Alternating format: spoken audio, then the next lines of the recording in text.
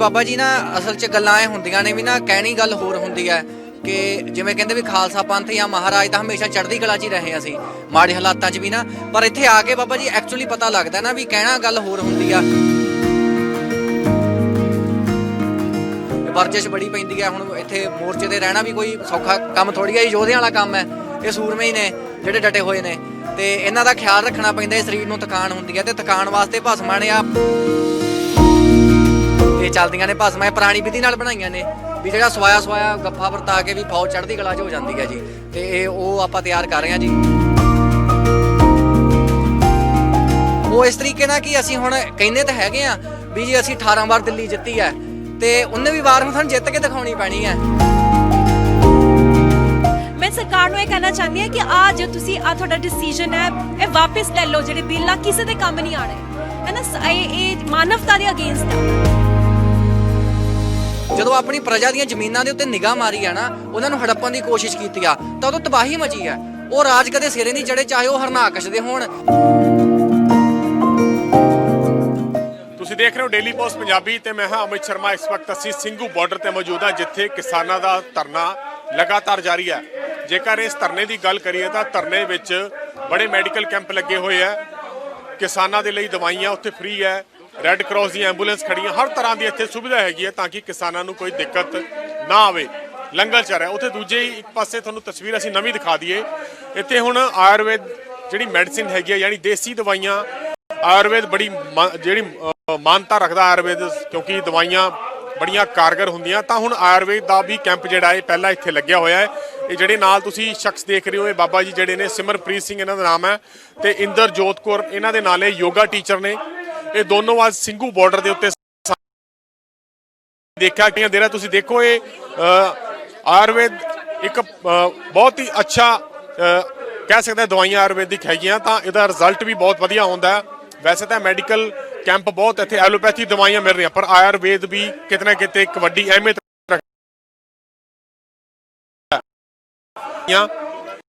ਇਹ ਇੱਥੇ ਜਿਨ੍ਹਾਂ ਦੇ ਵੀ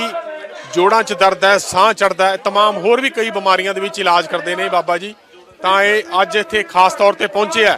ਤਾਂ ਹੁਣ ਅਸੀਂ ਜਿਹੜੀ ਤਸਵੀਰ ਤੁਹਾਨੂੰ ਦਿਖਾ ਰਹੇ ਹਾਂ ਕਿਉਂਕਿ ਜਿਹੜੇ ਵੀ ਪੇਸ਼ੈਂਟ ਇੱਥੇ ਪਹੁੰਚੇ ਆ ਉਹਨਾਂ ਨੂੰ ਦਵਾਈ ਦੀ ਕੀ ਕੁਆਂਟੀਟੀ ਹੈ ਕਿੰਨੀ ਦਿੱਤੀ ਜਾਂਦੀ ਹੈ ਤੁਹਾਨੂੰ ਉਹ ਦਿਖਾ ਦਈਏ ਇਹ ਮੇਰੇ ਪਿੱਛੇ ਜਿਹੜਾ ਦੇਖ ਰਹੇ ਤੁਹਾਨੂੰ ਕੈਮਰੇ ਜ਼ਰੀਏ ਦਿਖਾ ਰਹੇ ਆ ਇਹ ਸ਼ਹਿਦ ਦੇ ਵਿੱਚ ਉਮਰ ਦੇ ਹਿਸਾਬ ਨਾਲ ਜਿਹੜੀ ਦਵਾਈ ਹੈ ਉਹ ਦਿੱਤੀ ਜਾਂਦੀ ਹੈ ਕਿਉਂਕਿ ਬਜ਼ੁਰਗ ਕਿਸਾਨ ਬਹੁਤ ਹੈ 70-80 ਸਾਲ ਤੱਕ ਦੇ ਕਿਸਾਨ ਇੱਥੇ ਧਰਨੇ ਤੇ ਡਟੇ ਹੋਏ ਆ ਸੇਵਾ ਹਰ ਕਿਸੇ ਦੀ ਇੱਥੇ ਹੋ ਰਹੀ ਹੈ ਤੁਸੀਂ ਦੇਖੋ ਇਹ ਦਵਾਈ ਜਿਹੜੀ ਪਾਈ ਜਾ ਰਹੀ ਹੈ ਬਿਲਕੁਲ ਥੋੜੀ ਕੁਆਂਟੀਟੀ ਦੇ ਵਿੱਚ ਸ਼ਹਿਦ ਦੇ ਵਿੱਚ ਮਿਕਸ ਕਰਕੇ ਆ ਦਵਾਈ ਇਸ ਤਰੀਕੇ ਨਾਲ ਜੇ ਏਜ ਕਿਸੇ ਦੀ 35 ਤੋਂ ਉੱਪਰ ਹੈ ਜਾਂ 35 ਤੋਂ ਥੱਲੇ ਹੈ ਉਹਨੂੰ ਦਿੱਤੀ ਜਾਂਦੀ ਹੈ ਜੇ ਕੋਈ ਬਜ਼ੁਰਗ ਹੈ ਤਾਂ ਉਹਨੂੰ ਉਹਦੀ ਏਜ ਦੇ ਹਿਸਾਬ ਨਾਲ ਸਿਰਫ ਦੋ ਦਵਾਈਆਂ ਨੇ ਦੋ ਦਵਾਈਆਂ ਨੂੰ ਸ਼ਹਿਦ ਦੇ ਵਿੱਚ ਮਿਕਸ ਕਰਕੇ ਉਹ ਦਿੱਤੀ ਜਾਂਦੀ ਹੈ ਇਹ ਕੈਂਪ ਜਿਹੜਾ ਇੱਥੇ ਪਰਸੋਂ ਹੀ ਸਟਾਰਟ ਹੋਇਆ ਤਾਂ ਤੁਸੀਂ ਦੇਖ ਰਹੇ ਹੋ ਕਿਉਂਕਿ ਭੀੜ ਲਗਾਤਾਰ ਵੱਧ ਰਹੀ ਹੈ ਇਸ ਕਰਕੇ ਲੋਕਾਂ ਨੂੰ ਸੇਵਾ ਦਾ ਜਜ਼ਬਾ ਬਹੁਤ ਹੈ ਸੇਵਾ ਲਗਾਤਾਰ ਇੱਥੇ ਲੋਕ ਕਰਨ ਵਾਸਤੇ ਪਹੁੰਚ ਰਹੇ ਤਾਂ ਬਾਬਾ ਜੀ ਵੀ ਪਹੁੰਚਿਆ ਸਿਮਰਪ੍ਰੀਤ ਕਰਨ ਦੀ ਕੋਸ਼ਿਸ਼ ਕਰਦੇ ਆ ਕਿਉਂਕਿ ਬੜੀ ਵੱਡੀ ਸੇਵਾ ਲੈ ਕੇ ਇੱਥੇ ਪਹੁੰਚੇ ਆ ਬਿਲਕੁਲ ਦੇਖੋ ਇਹ ਥੋੜੀ ਜੀ ਜਿਹੜੀ ਮੈਡੀਸਿਨ ਦੇਣੀ ਪੈ ਰਹੀ ਹੈ ਬਿਲਕੁਲ ਥੋੜੀ ਜੀ ਸ਼ਾਇਦ ਦੇ ਵਿੱਚ ਤਾਂ ਵੱਡਾ ਕਾਰਗਰ ਸਾਬਤ ਹੋ ਰਹੀ ਹੈ ਤਾਂ ਬਾਬਾ ਥੋੜਾ ਇੱਥੇ ਦਵਾਈਆਂ ਕੀ ਕੰਮ ਕਰਦੀਆਂ ਬਈ ਵਾਹਿਗੁਰੂ ਜੀ ਕਤੇ ਇਹ ਬਾਬਾ ਜੀ ਆਪਾਂ ਇੱਥੇ ਜੋ ਆਪਣੇ ਕਿਸਾਨ ਭਰਾ ਜਾਂ ਸਾਰਾ ਜੋ ਆਪਾਂ ਇਹ ਮੋਰਚਾ ਦੇਖਿਆ ਹੋਇਆ ਵੀ ਪਿਛਲੇ ਦਿਨਾਂ ਤੋਂ ਕਾਲੇ ਕਾਨੂੰਨਾਂ ਦੇ ਵਿਰੁੱਧ ਲੱਗਿਆ ਹੋਇਆ ਜੀ ਤੇ ਇਹ ਬਾਬਾ ਜੀ ਨਾ ਅਸਲ 'ਚ ਗੱਲਾਂ ਇਹ ਹੁੰਦੀਆਂ ਨੇ ਵੀ ਨਾ ਕਹਿਣੀ ਗੱਲ ਹੋਰ ਹੁੰਦੀ ਹੈ ਕਿ ਜਿਵੇਂ ਕਹਿੰਦੇ ਵੀ ਖਾਲਸਾ ਪੰਥ ਜਾਂ ਮਹਾਰਾਜ ਤਾਂ ਹਮੇਸ਼ਾ ਚੜ੍ਹਦੀ ਕਲਾ 'ਚ ਹੀ ਰਹੇ ਅਸੀਂ ਮਾੜੇ ਹਾਲਾਤਾਂ 'ਚ ਵੀ ਨਾ ਪਰ ਇੱਥੇ ਆ ਕੇ ਬਾਬਾ ਜੀ ਐਕਚੁਅਲੀ ਪਤਾ ਲੱਗਦਾ ਨਾ ਵੀ ਕਹਿਣਾ ਗੱਲ ਹੋਰ ਹੁੰਦੀ ਆ ਵੀ ਇੰਨੀ ਧੁੰਦ ਪੈ ਰਹੀ ਹੈ ਇੰਨੀ ਠੰਡ ਹੈ ਤੇ ਬਜ਼ੁਰਗ ਵੀ ਜਵਾਨ ਤਾਂ ਚਲੋ ਹੈ ਵੀ ਬਜ਼ੁਰਗ ਹੀ ਨਹੀਂ ਮਾਣ ਆ ਰਹੇ ਸਾਡੇ ਵੀ ਉਹ ਇੰਨੇ ਡਟੇ ਹੋਏ ਨੇ ਇੰਨੇ ਸਮੇਂ ਤੋਂ ਡਟੇ ਹੋਏ ਨੇ ਤੇ ਮਾਂ ਤਿਆਰ ਕੀਤੀ ਹੋਈਆਂ ਇਹ ਕੀ ਕੰਮ ਆਉਂਦੀ ਆਯੁਰਵੈਦਿਕ ਭਸਮਾਂ ਨੇ ਜੀ ਇਹ ਆਪਾਂ ਉਹਨੂੰ ਕੀ ਕਹਿੰਦੇ ਆ ਸਿੰਗਰਫ ਭਸਮ ਕੀਤਾ ਹੈ ਸਿੰਗਰਫ ਦਾ ਕੋਸਤਾ ਕਰਿਆ ਹੈ ਅਲੱਗ-ਅਲੱਗ ਤਰੀਕੇ ਨਾਲ ਵੀ ਜਿਹੜੇ ਬਜ਼ੁਰਗਾਂ ਨੂੰ ਖਾਸ ਕਰਕੇ ਪਾਲੇ ਦੀ ਪ੍ਰੋਬਲਮ ਹੈ ਵੀ ਬਜ਼ੁਰਗ ਬਿਰਧ ਹੋਣ ਦੇ ਨਾਲ ਵੀ ਸਰੀਰ ਪਾਲਾ ਮੰਗਦਾ ਹੈ ਹੋਰ ਨਮੂਨੀਆਂ ਵੀ ਠੰਡ ਲੱਗਦੀ ਨਮੂਨੀਆ ਹੁੰਦਾ ਤੇ ਆਪਣਾ ਹਾਰਟ ਅਟੈਕ ਦੀਆਂ ਬਹੁਤ ਪ੍ਰੋਬਲਮਸ ਆ ਰਹੀਆਂ ਨੇ ਨਾ ਤੇ ਬਲੱਡ ਦਾ ਸੰਘਣਾ ਹੋਣਾ ਤੇ ਇਹ ਸਾਰੀਆਂ ਚੀਜ਼ਾਂ ਵੀ ਬਲੱਡ ਦਾ ਸੰਘਣਾ ਹੋ ਜਾਣਾ, ਨਮੂਨੀਆ ਤੇ ਖਾਸ ਤੌਰ ਤੇ ਗਠੀਆ ਵੀ ਇਹ ਬਜ਼ੁਰਗਾਂ ਨੂੰ ਜਿਹੜੀ ਤਕਲੀਫ ਰਹਿੰਦੀ ਹੈ। ਤੇ ਹੋਰ ਇਹਨਾਂ ਸਾਰੀਆਂ ਦੇ ਨਾਲ ਕਈ ਵਾਰ ਵੈਸੇ ਹੀ ਬੰਦਾ ਕਮਜ਼ੋਰ ਹੋ ਜਾਂਦਾ ਜੀ, ਥੱਕ ਜਾਂਦਾ ਵੀ, ਕਿਉਂਕਿ ਇੱਥੇ ਵਰਜਿਸ਼ ਬੜੀ ਪੈਂਦੀ ਹੈ। ਹੁਣ ਇੱਥੇ ਮੋਰਚੇ ਤੇ ਰਹਿਣਾ ਵੀ ਕੋਈ ਸੌਖਾ ਕੰਮ ਥੋੜੀ ਹੈ, ਯੋਧਿਆਂ ਵਾਲਾ ਕੰਮ ਹੈ। ਇਹ ਸੂਰਮੇ ਹੀ ਨੇ ਜਿਹੜੇ ਡਟੇ ਹੋਏ ਨੇ ਤੇ ਇਹਨਾਂ ਦਾ ਖਿਆਲ ਰੱਖਣਾ ਪੈਂਦਾ ਹੈ। ਸਰੀਰ ਨੂੰ ਥਕਾਨ ਹੁੰਦੀ ਹੈ ਤੇ ਥਕਾਨ ਵਾਸਤੇ ਭਸਮਾਂ ਨੇ ਆ ਮੁੰਡਿਆਂ ਵਾਲੀ ਆ ਜੀ ਛੋਟੀ, ਵੀ ਜਿਹੜੇ 35 ਤੋਂ ਥੱਲੇ ਨੇ, 25 ਤੋਂ ਉੱਤੇ ਨੇ, ਤੇ ਆਹ ਬਜ਼ੁਰਗਾਂ ਲਈ ਬਿਰਧਾਂ ਵਾਲੀ ਹੈ। ਤੇ ਧਾਤ ਸਾਰੀਆਂ ਚੀਜ਼ਾਂ ਤੇ ਕੰਮ ਕਰਦੀ ਹੈ ਬਾਬਾ ਜੀ। ਇੱਕ ਇਹ ਬਹੁਤ ਹੁੰਦੀਆਂ ਇਹ ਭਸਮਾਂ, ਮਹਿੰਗੀਆਂ ਹੈ ਤੇ ਬਾਬਾ ਜੀ ਇਹ 45,000 ਦਾ ਇਹ ਸਮਾਨ ਹੈ ਸਾਰਾ, ਵੀ ਇਹ 45,000 ਦੀਆਂ ਹੀ ਇੰਨੀਆਂ ਬਣੀਆਂ ਨੇ ਭਸਮਾਂ। ਤੇ ਇਹ ਪੁਰਾਣੇ ਮਹਾਰਾਜ ਜਿਵੇਂ ਪੜਾਇਆ ਹੋਇਆ ਸਾਨੂੰ ਵੱਡੇ ਉਸਤਾਦਾਂ ਨੇ ਜੀ, ਬਾਬਾ ਦਇਆ ਸਿੰਘ ਟਾਹਲੀ ਸਾਹਿਬ ਵਾਲੇ, ਹੋਰ ਮੇਰੇ ਦਾਦਾ ਜੀ ਦੇ ਉਸਤਾਦ ਜਾਂ ਜਦੋਂ ਸ਼ਾਹੀ ਚੱਲਦੇ ਆਉਂਦੇ ਨੇ ਪਿੱਛੋਂ ਪਰੰਪਰਾ ਚੋਂ ਨਾ, ਯਾਨੀ ਤੁਹਾਡਾ ਪੁਸ਼ਤੈਨੀ ਕੰਮ ਹੈ। ਪੁਸ਼ਤੈਨੀ ਹੈ ਜੀ, ਇਹ ਸ਼ਾਹੀ ਭਸਮਾਂ ਨੇ ਜੀ, ਇਹ ਕੰਮ ਹੈ ਜੀ। ਪਹਿਲਾਂ ਹੁੰਦਾ ਸੀ, ਹੁਣ ਤਾਂ ਮਹਾਰਾਜ ਦੀ ਰਹਿਮਤ ਹੈ ਜੀ, ਸਾਰੀ ਸ਼ਹਿਨਸ਼ਾਹ ਨੇ ਤੇ ਚੱਲਦੀਆਂ ਨੇ ਭਸਮਾਂ। ਇਹ ਪੁਰਾਣੀ ਵਿਧੀ ਨਾਲ ਬਣਾਈਆਂ ਨੇ ਵੀ ਜਿਹੜਾ ਸਵਾਇਆ ਗੱਫਾ ਵਰਤਾ ਕੇ ਵੀ ਫੌਜ ਚੜ੍ਹਦੀ ਕਲਾ 'ਚ ਹੋ ਜਾਂਦੀ ਹੈ ਜੀ। ਤੇ ਇਹ ਉਹ ਆਪਾਂ ਤਿਆਰ ਕਰ ਰਹੇ ਹਾਂ ਜੀ। ਜਿਹੜਾ ਫਤਿਹ ਵੱਲ ਵੱਧ ਰਿਹਾ ਸਾਡਾ ਮੋਰਚਾ, ਕਿੱਦਾਂ ਦਾ ਲੱਗ ਰਿਹਾ, ਮਹਿਸੂਸ ਕਿੱਦਾਂ ਦਾ ਹੋ ਰਿਹਾ ਇੱਥੇ? ਨਹੀਂ ਬਾਬਾ ਜੀ ਬਹੁਤ ਵਧੀਆ ਹੈ ਜੀ। ਇਹ ਤਾਂ ਹੁਣ ਮੋਰਚਾ ਫਤਿਹ ਹੀ ਕਰਾਂਗੇ ਜੀ। ਇਹ ਤਾਂ ਹੁਣ ਨਾ ਇੱਕ ਗੱਲ ਹੋਰ ਜੀ ਜਿਹੜੀ ਇੱਥੇ ਕਹਿਣ ਯੋਗ ਹੈ ਜੀ, ਜਿਵੇਂ ਨਾ ਇਹ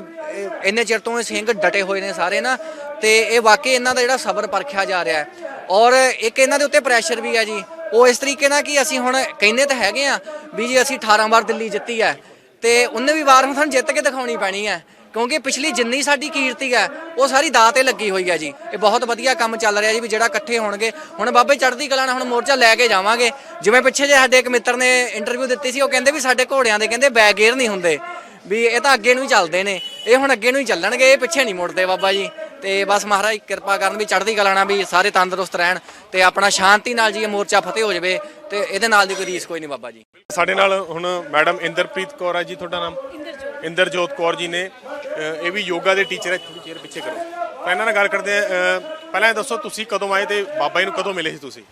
ਐਕਚੁਅਲੀ ਅਸੀਂ ਪਿਛਲੇ ਮਹੀਨੇ ਆਏ ਸੀਗੇ ਸਿੰਘੂ ਬਾਰਡਰ ਸੇਵਾ ਵਾਸਤੇ, ਤੇ ਮੇਰੀ ਮੁਲਾਕਾਤ ਉਹਨਾਂ ਨਾਲ ਸਿਮਰਪ੍ਰੀਤ ਜੀ ਨਾਲ ਇੱਥੇ ਹੋਈ ਸੀ। ਪਿਛਲੇ ਮਹੀਨੇ ਮੁਲਾਕਾਤ ਹੋਈ ਸੀਗੀ, ਤੇ ਮੈਂ ਉਹਨਾਂ ਨੂੰ ਦੱਸਿਆ ਆਪਣੇ ਬਾਰੇ ਕਿ ਮੈਂ 10 ਸਾਲ ਹੋ ਗਏ ਯੋਗਾ ਪ੍ਰੈਕਟਿਸ ਕਰਦੀ ਹਾਂ, ਸਿਖਾਉਂਦੀ ਹਾਂ internationally, nationally, defence forces India ਵਿੱਚ, ਬਾਰਡਰ ਸਿਕਿਉਰਿਟੀ ਫੋਰਸ ਵਿੱਚ। ਤੇ ਉਹਨਾਂ ਨਾਲ ਮੈਂ ਗੱਲ ਕੀਤੀ ਕਿ ਆਪਣੇ ਇੱਥੇ ਪੰਜਾਬ ਵਿੱਚ ਆਯੁਰਵੇਦ ਦਾ ਇੰਨਾ ਹਜੇ ਪ੍ਰਚਲਨ ਨਹੀਂ ਦਿਖਦਾ ਮੈਨੂੰ,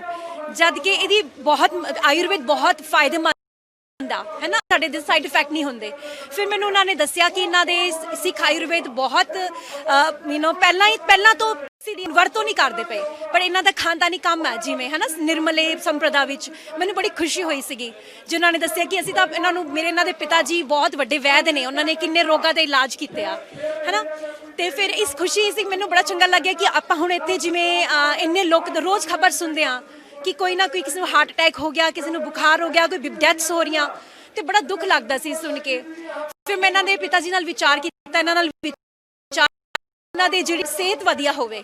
ਆਪਾਂ ਇੱਥੇ ਖਾਣ ਪੀਣ ਨੂੰ ਸਭ ਕੁਝ ਹੈ, ਰਹਿਣ ਨੂੰ ਹੈ, ਸਭ ਕੁਝ ਆ, ਬਟ ਜਿਹੜੀ ਸਿਹਤ ਹੈ ਉਹਦੇ ਬਿਨਾਂ ਅਸੀਂ ਪ੍ਰੋਟੈਸਟ ਨਹੀਂ ਕਰ ਸਕਦੇ। ਇਮਿਊਨਿਟੀ ਵੀਕ ਹੋ ਜਾਂਦੀ ਹੈ ਉਮਰ ਦੇ ਹਿਸਾਬ। ਹਾਂਜੀ, ਇਮਿਊਨਿਟੀ ਡ੍ਰੌਪ ਹੋ ਜਾਂਦੀ ਹੈ, ਠੰਡ ਬਹੁਤ ਹੈ, ਖਾਣਾ ਪੀਣਾ ਰੋਜ਼ ਤਲਿਆ ਹੋਇਆ ਖਾਣਾ, ਸਟ੍ਰੈਸ ਹੁੰਦਾ ਜੀ, ਤੇ ਇਮਿਊਨਿਟੀ ਵਾਸਤੇ ਅਸੀਂ ਆ ਬਣਾਈ ਆ। ਹਾਂਜੀ, ਕਿੰਨੀ ਖੁਸ਼ੀ ਮਹਿਸੂਸ ਹੋ ਰਹੀ ਹੈ ਤੁਹਾਨੂੰ, ਕਿਉਂਕਿ ਇਹ ਸੇਵਾ ਬਹੁਤ ਡਟੇ ਹੋਏ ਆ, ਮੋਰਚਾ ਫਤਿਹ ਵੱਲ ਜਾ ਰਿਹਾ ਹੈ, ਕੀ ਕਹਿਣਾ ਜੋ, ਕਿੰਨੀ ਖੁਸ਼ੀ ਮਹਿਸੂਸ? ਮੈਨੂੰ ਦੇਖੋ ਅਸੀਂ ਹਾਂ ਯੂਨਿਟੀ ਦੇਖ ਕੇ ਖੁਸ਼ੀ ਦੀ ਗੱਲ ਹੈ, ਜੋ ਵੀ ਹੋ ਰਿਹਾ ਇਹਨੂੰ ਦੇਖ ਕੇ ਖੁਸ਼ੀ ਹੈ। ਜੋ ਜਿਵੇਂ ਹਿੰਦੂ, ਮੁਸਲਿਮ, ਸਿੱਖ, ਸਾਰੇ ਧਰਮਾਂ ਦੇ, ਈਸਾਈ ਲੋਕ ਸਾਰੇ ਇਕੱਠੇ ਆ। ਇਹੀ ਆ ਰੀਅਲ ਭਾਰਤ, ਜਿਹੜਾ ਸਾਡਾ ਹਿੰਦੁਸਤਾਨ ਖਾਲਸਾ ਰਾਜ ਆ, ਆਹੀ ਹਿੰਦੁਸਤਾਨ ਆ, ਠੀਕ ਹੈ। ਤੇ ਮੈਨੂੰ ਬੜੀ ਖੁਸ਼ੀ ਹੁੰਦੀ ਆ ਕੇ ਦੇਖ ਕੇ ਕਿ ਭਾਈਚਾਰਾ ਜਿਵੇਂ ਟੀਵੀ 'ਚ ਦਿਖਾਇਆ ਜਾਂਦਾ ਹੈ ਜੀ, ਆ ਤਾਂ ਖਾਲਿਸਤਾਨੀ ਆ, ਇਹ ਤਾਂ ਐਂਟੀ ਨੈਸ਼ਨਲਿਸਟ ਹੈ, ਇਹਦੇ ਬਿਲਕੁਲ ਉਲਟਾ ਇੱਥੇ। ਹਾਂਜੀ, ਮੈਂ ਸਰਕਾਰ ਨੂੰ ਇਹ ਕਹਿਣਾ ਚਾਹੁੰਦੀ ਹਾਂ ਕਿ ਜੋ ਤੁਸੀਂ ਤੁਹਾਡਾ ਡਿਸੀਜਨ ਹੈ, ਇਹ ਵਾਪਸ ਲੈ ਲਓ। ਜਿਹੜੇ ਬਿੱਲ ਆ ਕਿਸੇ ਦੇ ਕੰਮ ਨਹੀਂ ਆਣੇ, ਹੈ ਨਾ। ਇਹ ਮਾਨਵਤਾ ਦੇ ਅਗੇਂਸਟ ਆ, ਕਿਸਾਨ ਦੇ ਅਗੇਂਸਟ ਆ, ਸਾਡੇ ਮਿਡਲ ਕਲਾਸ ਜਿਹੜੇ ਲੋਕ ਆ। ਅਗਰ ਇਹ ਬਿੱਲ, ਇਹ ਲਾਅ ਚੱਲਦੇ ਆ, ਸਾਡੇ ਵਰਗੇ ਮਿਡਲ ਕਲਾਸ ਲੋਕ, ਫਾਰਮਰਸ ਤੋਂ ਇਲਾਵਾ ਸਾਨੂੰ ਬਹੁਤ ਨੁਕਸਾਨ ਆ। ਬਾਬਾ ਜੀ ਮੇਰਾ ਜਿਵੇਂ ਨਾ ਸਰਕਾਰ ਨੂੰ ਇਹ ਮਤਲਬ ਕਿ ਹੁਣ ਤਾਂ ਵੀ ਕਹਿਣਾ ਹੀ ਆ, ਵੀ ਸਾਰੇ ਹੁਣ ਕਹਿ ਰਹੇ ਆ ਨਾ, ਵੀ ਇਹ ਪਿਆਰ ਨਾਲ ਬੇਨਤੀ ਹੋਈ ਆ ਸਾਡੀ ਨਾ, ਵੀ ਜਿਹੜਾ ਵੀ ਤੁਸੀਂ ਇਹ ਜਿਹੜਾ ਕੰਮ ਕਰ ਰਹੇ ਹੋ, ਇਹ ਬਿਲਕੁਲ ਕੋਈ ਵਧੀਆ ਕੰਮ ਨਹੀਂ ਤੁਸੀਂ ਕੀਤਾ। ਵੀ ਤੁਸੀਂ ਜਿਹੜਾ ਇਹ ਪੰਜਾਬ ਦਾ ਕਿਸਾਨ ਹੈ ਨਾ, ਜਿਹੜੇ ਇੱਥੋਂ ਦੇ ਵਾਰਸ ਨੇ, ਜਿਹੜੇ ਜ਼ਮੀਨਾਂ ਦੇ ਵਾਰਸ ਨੇ ਨਾ, ਉਹਨਾਂ ਦੀ ਤੁਸੀਂ ਜ਼ਮੀਨਾਂ ਤੇ, ਇਹ ਇਤਿਹਾਸ ਗਵਾਹ ਹੈ ਵੀ ਜਦੋਂ ਕਿਸੇ ਵੀ ਰਾਜੇ ਨੇ, ਕਿਸੇ ਵੀ ਵੱਡੇ ਅਹੁਦੇਦਾਰ ਨੇ ਜਦੋਂ ਆਪਣੀ ਪ੍ਰਜਾ ਦੀਆਂ ਜ਼ਮੀਨਾਂ ਦੇ ਉੱਤੇ ਨਿਗਾਹ ਮਾਰੀ ਆ ਨਾ, ਉਹਨਾਂ ਨੂੰ ਹੜੱਪਣ ਦੀ ਕੋਸ਼ਿਸ਼ ਕੀਤੀ ਆ, ਤਾਂ ਉਦੋਂ ਤਬਾਹੀ ਮਚੀ ਆ। ਉਹ ਰਾਜ ਕਦੇ ਸਿਰੇ ਨਹੀਂ ਚੜੇ, ਚਾਹੇ ਉਹ ਹਰਨਾਕਸ਼ ਦੇ ਹੋਣ, ਚਾਹੇ ਉਹ ਬਾਬਰ ਦੇ ਹੋਣ, ਖਾਲਸੇ ਨਾਲ ਲੜਨਗੇ, ਕਹਿੰਦੇ ਵੀ ਅੜੇ ਸੋ ਝੜੇ। ਇਹ ਤਾਂ ਮਹਾਰਾਜ ਇਹ ਬੋਲਾ ਹੈ ਜੀ ਵੀ ਜਿਹੜਾ ਹੁਣ ਅੜੂਗਾ ਉਹ ਝੜੂਗਾ। ਇਸ ਲਈ ਪ੍ਰੇਮ ਦੇ ਨਾਲ ਖਾਲਸਾ ਕਹਿ ਰਿਹਾ ਹੈ, ਪ੍ਰੇਮ ਦੇ ਨਾਲ ਮੰਨ ਲਓ ਤੇ ਆਰਾਮ ਦੇ ਨਾਲ ਮਿਲ ਕੇ ਰਹੋ ਜੀ। ਐਵੇਂ ਕਾਹਨੂੰ ਕਲੇਸ਼ ਕਰਨੀ, ਨਹੀਂ ਤਾਂ ਇਹ ਤਾਂ ਫਿਰ ਤੁਹਾਨੂੰ ਪਤਾ ਹੀ ਹੈ ਨਿਹੰਗ ਸਿੰਘਾਂ ਦਾ ਜਾਂ ਆਪਣੇ ਸਿੰਘ ਜੀ ਵੀ ਇਹ ਤਾਂ ਚੜ੍ਹਦੀ ਕਲਾ ਵਾਲੇ ਨੇ, ਇਹ ਨਹੀਂ ਪਿੱਛੇ ਹਟਦੇ ਕਦੇ ਵੀ। ਜੀ ਬਿਲਕੁਲ ਇਹਨਾਂ ਦੀ ਜਿਹੜੀ ਸੇਵਾ ਹੈ ਵਾਕਈ ਸਾਰੇ ਸੇਵਾ ਕਰ ਰਹੇ, ਪਰ ਸਭ ਤੋਂ ਵੱਡਾ ਸਵਾਲ ਇਹ ਹੈ ਕਿ ਆਖਰਕਾਰ ਸਰਕਾਰ ਦੀ ਮਨਸ਼ਾ ਜਿਹੜੀ ਆ ਹਜੇ ਵੀ ਚੰਗੀ ਨਹੀਂ ਲੱਗ ਰਹੀ, ਕਿਉਂਕਿ ਲਗਾਤਾਰ ਕਿਸਾਨ ਸ਼ਹੀਦ ਹੋ ਰਹੇ ਆ। ਜਦੋਂ ਕਿਸਾਨਾਂ ਨੂੰ ਹਾਰਟ ਅਟੈਕ ਇੱਥੇ ਹੋਇਆ ਤਾਂ ਉਸ ਤੋਂ ਬਾਅਦ ਇਹ ਬਾਬਾ ਸਿਮਰਪ੍ਰੀਤ ਤੇ ਮੈਡਮ ਜਿਹੜੇ ਇੰਦਰਜੋਤ ਕੌਰ ਹੈ, ਇਹਨਾਂ ਵੱਲੋਂ ਇੱਥੇ ਜਿਹੜੀ ਸੇਵਾ ਕੀਤੀ ਨੇ, ਦੇਸੀ ਦਵਾਈਆਂ ਭਸਮਾਂ ਤਿਆਰ ਕਰਕੇ ਲੈ ਦੇਣਗੇ ਤਾਂ ਕਿ ਉਹਨਾਂ ਦੇ ਸਰੀਰ ਨੂੰ ਪਾਵਰ ਮਿਲੇ ਜਾਂ ਸਾਹ ਚੜਦਾ। ਤਮਾਮ ਇਹ ਚੀਜ਼ਾਂ ਦੇਖਦੇ ਹੋਏ ਇੱਕ ਬੜੀ ਖਾਨਦਾਨੀ ਵੈਦ ਨੇ ਤਾਂ ਇਹਨਾਂ ਦਾ ਕਹਿਣਾ ਕਿ ਸਰਕਾਰ ਜਦ ਤੱਕ ਇਹ ਖੇਤੀ ਕਾਨੂੰਨ ਵਾਪਸ ਨਹੀਂ ਕਰਦੀ ਉਦੋਂ ਤੱਕ ਸੰਘਰਸ਼ ਜਾਰੀ ਰਹੂਗਾ ਤੇ ਉਹ ਵੀ ਆਪਣੀ ਸੇਵਾ ਇਸੇ ਤਰੀਕੇ ਨਾਲ ਜਾਰੀ ਰੱਖਣਗੇ। ਕੈਮਰਾਮੈਨ ਸ਼ਪਿੰਦਰ ਦੇ ਨਾਲ Amit Sharma, daily post Punjabi, Singhu border, Delhi.